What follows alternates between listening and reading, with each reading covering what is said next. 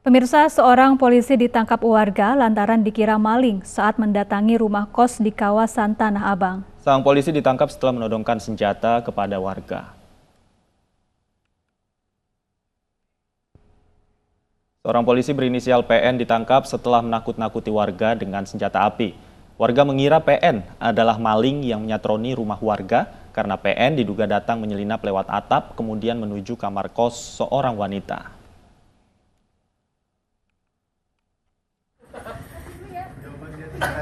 Setelah diselidiki, ternyata kedatangan PN ingin menemui seorang wanita berinisial FA di sebuah kosan di kawasan Kebon Kacang, Tanah Abang, Jakarta Pusat. PN diduga memiliki hubungan khusus dengan FA. Orang tua FA tidak setuju hubungan anaknya dengan PN yang kemudian mengumpulkan pemuda setempat menangkap PN. PN dilepaskan karena tidak terbukti mencuri. Kayaknya dari sini. Si papanya kok sepi, nggak ada orang, sekali gitu. Nggak ada orang. Berarti dia udah tahu rumah inilah ya, udah tahu tempat inilah ya sebelumnya. Udah tahu Pak, karena dia udah sering kesini.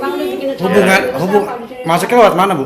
Nah, justru itu masuk itu saya nggak tahu kan, mungkin kalau saya taksi sih dia pasti naik pagar. Naik ke atas.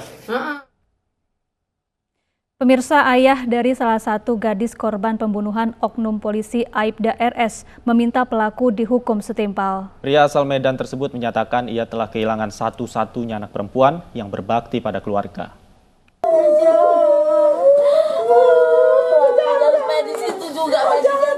Kesedihan masih menyelimuti keluarga Rizka Fitria, korban pembunuhan seorang oknum polisi Aibda RS di Medan, Sumatera Utara. Ucapan bela sungkawa terus mengalir dari kerabat dan tetangga yang mendatangi rumah korban.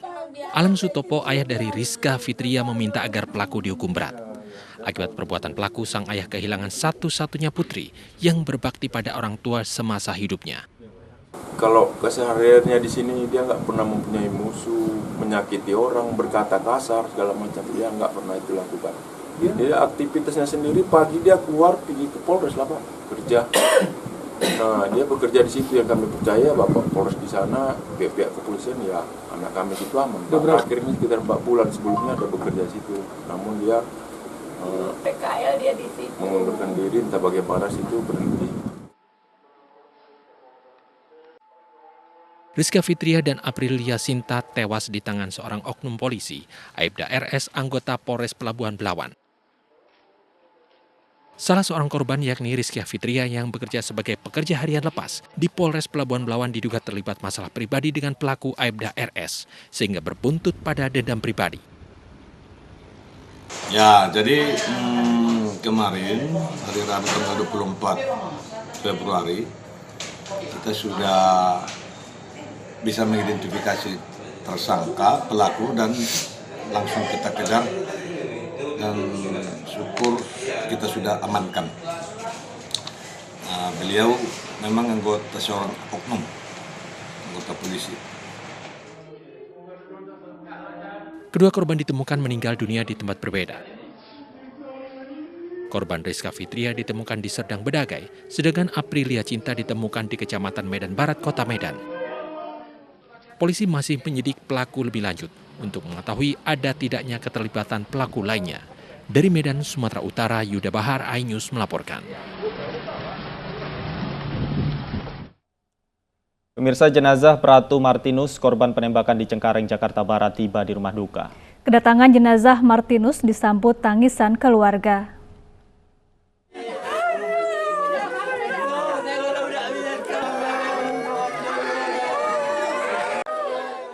Tangis histeris menyambut kedatangan jenazah Pratu Martinus yang menjadi korban penembakan di Cafe RM Jakarta Barat. Keluarga syok mendengar kabar kematian Martinus. Pasalnya, 2 hari sebelum kejadian, Martinus masih berkomunikasi.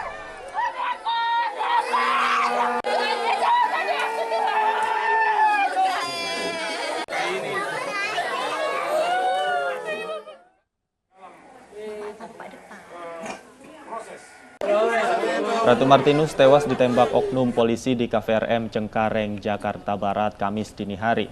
Selain Martinus, ada 2 orang lagi yang tewas ditembak. Jenazah Martinus akan dimakamkan di tempat pemakaman umum Katolik di Kampung Losung, Kota Padang Sidimpuan, Sumatera Utara besok.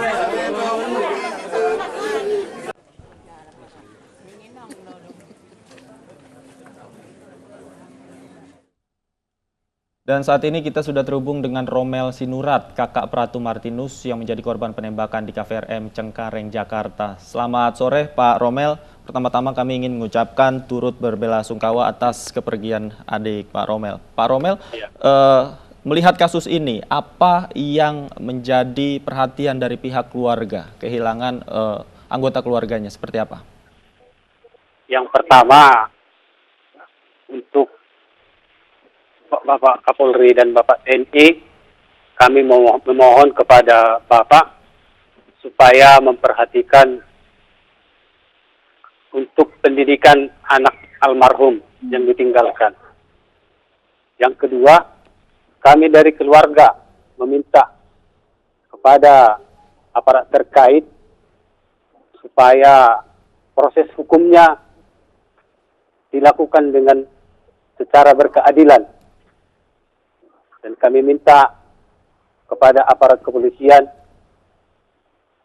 terkhusus untuk Bapak Kapolri, supaya lebih selektif lagi untuk pemberian senjata apinya kepada anggota.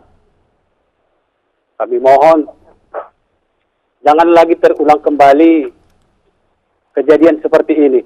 Cukuplah adik saya yang terakhir yang mengalami kejadian seperti ini.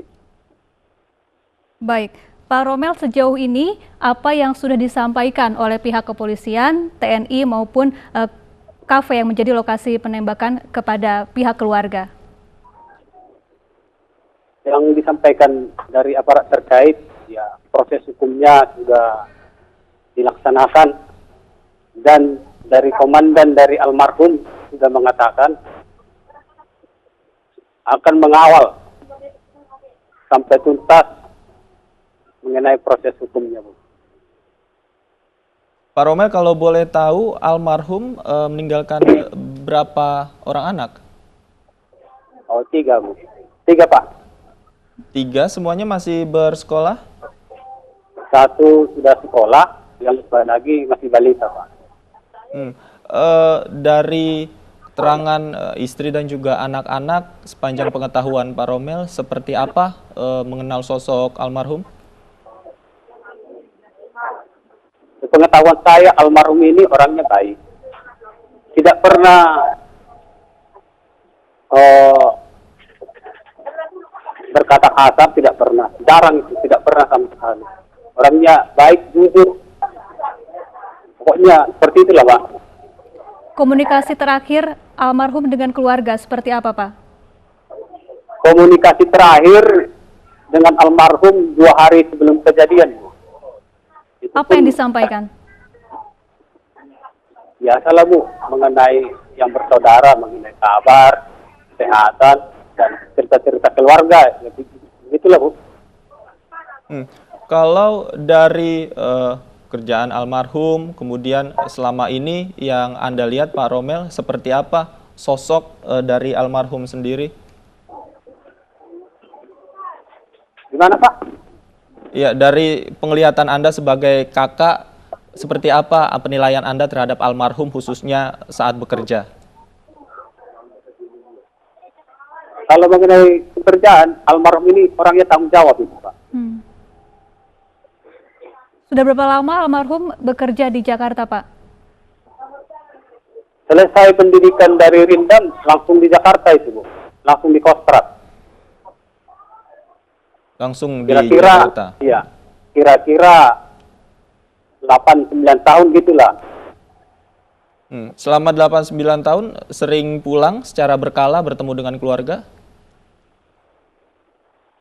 Oh, kalau pulang terakhir, kira-kira Januari 2020. Disitulah terakhir almarhum pulang ke Padang Sidempuan. Baik, apa saja yang sering diceritakan oleh almarhum terkait pekerjaannya, Pak Romel? Kalau mengenai pekerjaan, almarhum tidak pernah cerita. Paling mengenai apalah, keluh kesah di masa pendidikan, cerita-cerita mengenai di lapangan kayak gitu, latihan. Kalau mengenai pekerjaan yang lain, tidak pernah itu. Baik, baik. Terima kasih Pak Romel Sinurat telah bergabung bersama kami di iNews Sore. Iya, terima kasih. Pemirsa, 3 orang tewas diduga ditembak oknum polisi yang mabuk di tempat hiburan malam. Salah satu korban tewas adalah anggota TNI yang bertugas sebagai pengaman di kafe.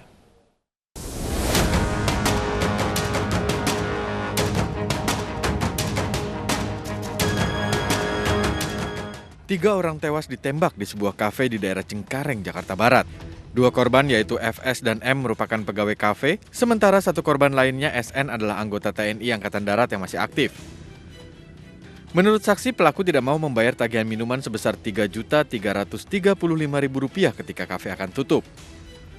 Korban yang merupakan anggota TNI yang bertugas sebagai pengaman kafe menegurnya, namun setelah cekcok pelaku langsung mencabut pistol dan melepaskan tembakan. Selain 3 orang tewas, 1 karyawan kafe terluka dan dirawat intensif. Usai kejadian, tim Inafis Polda Metro Jaya menggelar olah tempat kejadian perkara untuk mencari barang bukti tambahan.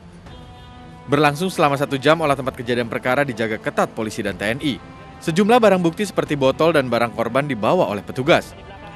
Atas kejadian ini, Kapolda Metro Jaya Irjen Pol Fadil Imran menyatakan akan menindak tegas tersangka penembakan Bribka CS dan melakukan proses hukum sesuai dengan aturan, hingga nantinya akan menjalani sidang kode etik. Sudah ditetapkan sebagai tersangka. Kasus pasal 338 KUHP. Sebagai Kapolda Metro Jaya, atasan tersangka, saya menyampaikan permohonan maaf yang setinggi-tingginya kepada masyarakat, kepada keluarga korban, dan kepada TNI Angkatan Darat.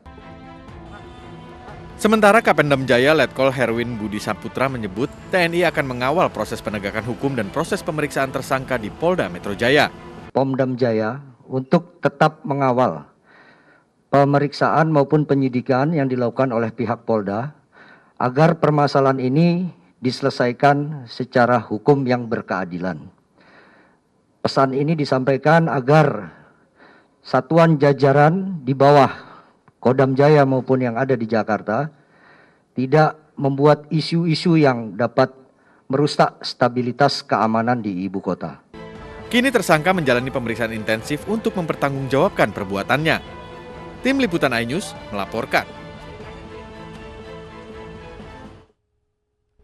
3 orang tewas ditembak oknum polisi di Jakarta Barat. Sebelumnya 2 wanita juga melayang di tangan oknum polisi. Ada apa dengan polisi? Kami akan bahas bersama Ketua Harian Komisi Kepolisian Nasional, Bapak Beni Mamoto. Selamat sore, Pak Beni. Selamat sore.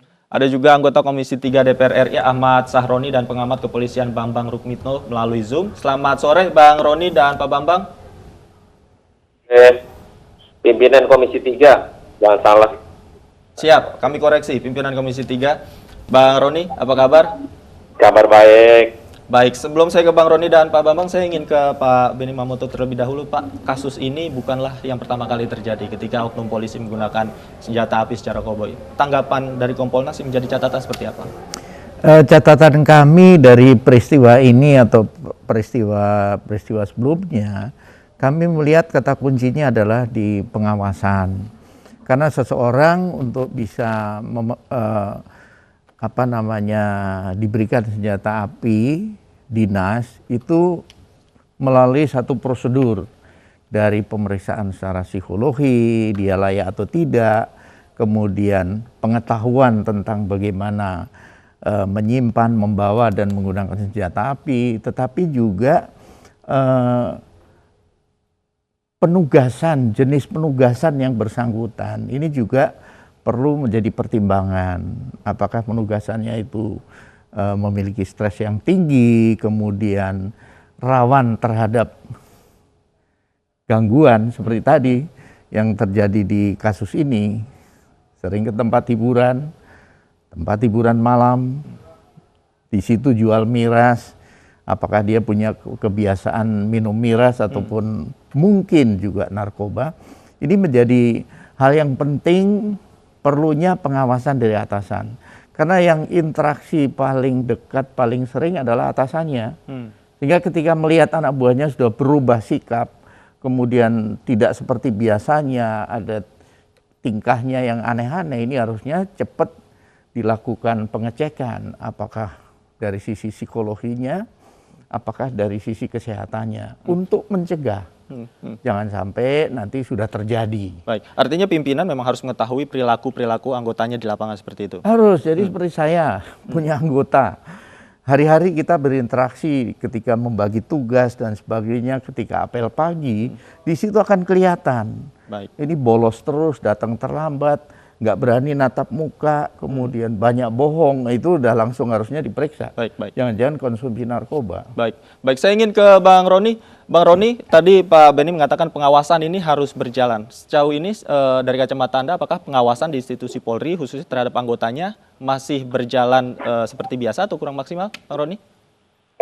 Pengawasan secara normal sudah berjalan ya, karena tidak mungkin semua unsur diawasin sampai detail. Tapi saya meyakini bahwa ini adalah urusan terkait oknum polisi. Jangan dilibatkan organisasi besarnya. Ini perilaku-perilaku orang yang memang otaknya rada pendek, berpikir arogansi, tapi dalam naungan institusi lembaga Polri sendiri. Kapolda sudah menyatakan permintaan maaf dan secepatnya akan memproses ini. Saya minta hukum seberat-beratnya dan komunikasi antar Polri dan TNI juga terjalin dengan baik. Kita awasi dengan seksama dan ini isu jangan berlebihan karena kita nggak ingin institusi lembaga negara baik TNI dan Polri dengan isu-isu yang sedang beredar saat ini menjadi salah penafsiran. Kedua, hubungan TNI Polri sangatlah luar biasa dan kita kedepankan pada sistem yang baru. Kapolri telah mengeluarkan surat telegram tentang penggunaan senjata. Saya setuju apa yang dilakukan Kapolri. Ini banyak hal-hal yang baru, baik narkoba dengan Polri yang saat ini oknum melakukan tindakan arogansi yang tidak patut dicontoh, dan telegram Kapolri adalah patuh dan wajib dilaksanakan oleh seluruh jajaran Polri sampai tingkat polsek. Jadi ini oknum yang dilakukan oleh segerombolan orang-orang yang dunia malam yang harus diberantas oleh institusi Polri dari pimpinannya gitu. Baik, artinya Komisi 3 setuju ya untuk pengetatan prosedur penggunaan senjata api oleh para anggota lapangan? Sangat setuju. Nah, kemarin Kapolri melakukan tes urin kepada semua anggota. Itu ada langkah yang baru karena langkah-langkah sebelumnya tidak dilakukan. Ini adalah langkah yang luar biasa dan penggunaan senjata pada saat ini perketat luar biasa, harus dalam tempo sesingkat-singkatnya. Semua orang yang memakai senjata, yang memegang senjata di Polri harus ditarik dulu dan dilakukan tes ulang untuk pemegang senjata yang sudah pegang senjata. Harus dites ulang. Semua senjata harus ditarik dulu nih. Baik, saya ingin beralih ke Pak Bambang. Pak Bambang, dari catatan Anda mengenai kasus ini, selain mungkin penggunaan senjata api oleh anggota di lapangan, apalagi yang harus menjadi perhatian, Pak Bambang? Ada dua catatan saya terkait dengan kasus ini ya. Yang pertama itu memang ada soal pengawasan pada anggota. Kedua soal konsistensi penegakan protokol kesehatan. Karena ini terjadi di kafe dan terjadi di tengah malam. Terus bagaimana ini bisa terjadi ketika PPKM sedang digalakkan gitu. Itu terkait dengan kondisi yang ada di situ. Terkait dengan pengawasan juga demikian. Seorang anggota polisi atau aparat keamanan tentunya punya kode etik, dilarang untuk memasuki area-area yang tidak semestinya gitu. Makanya dalam rangka apa anggota tersebut masuk ke area tersebut gitu. Terkait dengan penggunaan senjata, memang kita sepakat yang seperti yang disampaikan Pak Benny tadi. Di sini ada kurangnya pengawasan bagi anggota dari pimpinan terdekat terutama. Bagaimana selama ini artinya tidak terjadi pengawasan yang ketat hari demi hari. Memang prosedur untuk pemberian senjata api ini sangat ketat, tetapi setiap kali anggota ini memiliki berbagai persoalan, tugas juga sangat berat, terus ada persoalan-persoalan di luar penugasan tentunya. Makanya fungsi atasan ini harus memastikan bahwa anggotanya ini benar sehat secara mental maupun jasmani begitu.